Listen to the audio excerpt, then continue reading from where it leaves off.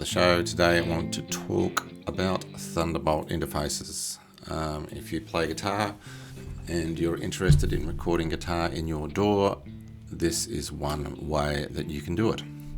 So I guess I was getting a little bit tired of plugging and unplugging pedals and amp simulators and delays and multi-effects and amps and mics and creating a setup and recording it and then being 90% happy with it, but wishing I could change the sound in some way. And it was a slow, laborious process for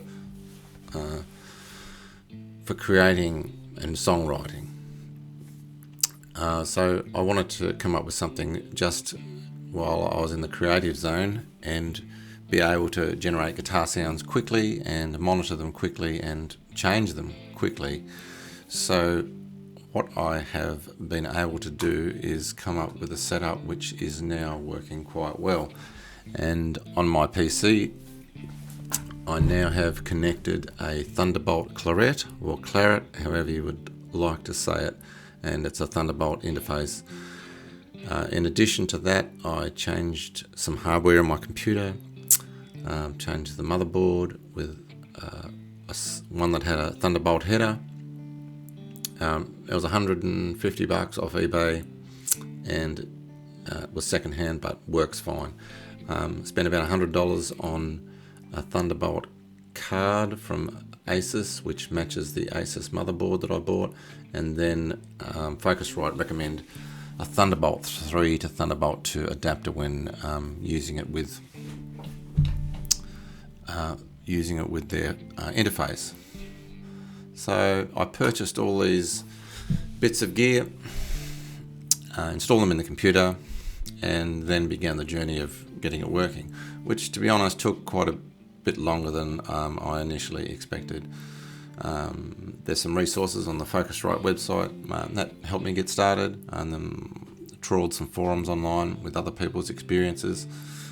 Got the BIOS upgraded in the motherboard and got the correct drivers and got the correct version of the Focusrite control, which is a dedicated version for the Thunderbolt drivers, and was able to get some noise out of it, but I was experiencing dropouts and glitches.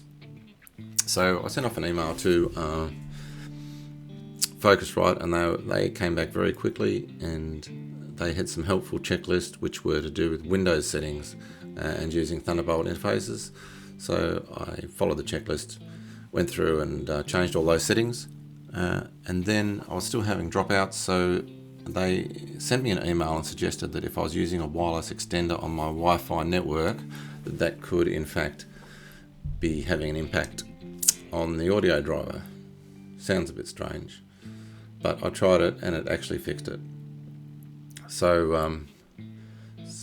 I've had 6 months of pretty much trouble-free use using the Thunderbolt driver, and reading the forums and people who have been down this path.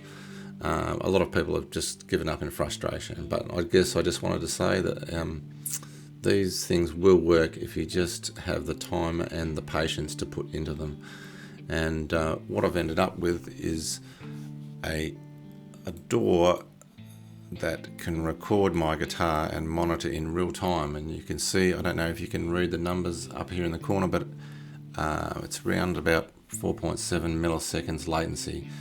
So I find that quite sufficient to be able to record and monitor and listen. It's been quite good. You can trim this down and get it lower, but what you find is that the CPU load seems to go up, and you've got to balance the size of the projects you're working on, I think. But I've found for most of the size projects that I work on, which are about sort of 15 tracks total between MIDI and audio, that 4.7 seems to work fine without driving the computer into overload. So I'll just give you a little bit of a look here. You can see what I've got open is I just opened up a template this morning, one of my Cubase save templates, and I've currently got in here 4 virtual guitars. So I've got a Fender Twin. You can hear there. Turn that up a little bit.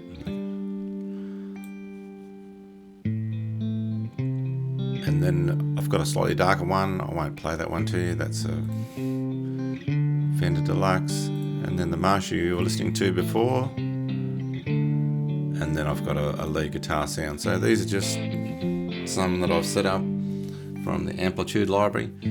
I think I've only purchased two collections from the Amplitude. One is the full tone collection, and the other one is the first of the Fender collections. And great sounds, really great sounds. Probably one of the things that I really like about recording guitar in this manner is that you can create an EQ profile for maybe a particular guitar. You know, some guitars have prominent frequencies in certain areas. They can be a bit lumpy, and you might just want to take the top and the bottom out.